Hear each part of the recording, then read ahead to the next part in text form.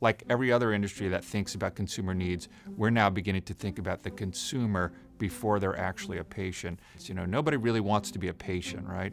They only become a patient when there's something wrong. But we're thinking about experience for the first time. What's a great consumer experience in a healthcare setting?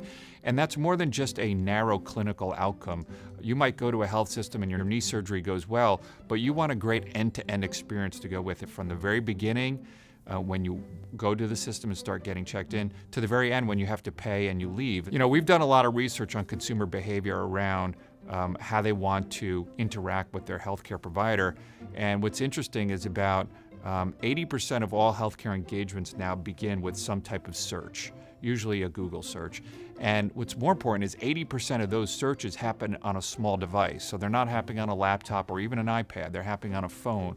And you know, a great experience for search on a phone is much different than it is for a larger device, particularly when it comes to scheduling an appointment with the doctor. And so in the last 6 months, we've seen our online scheduling grow about 20% a month, meaning every month there's a 20% increase in the number of patients that come visit us through online scheduling, and that's accelerating. And so we're really transitioning our entire marketing model. Again, it's taking some of those concepts from retail about convenience and ease of use and access and applying it to healthcare really for the very first time.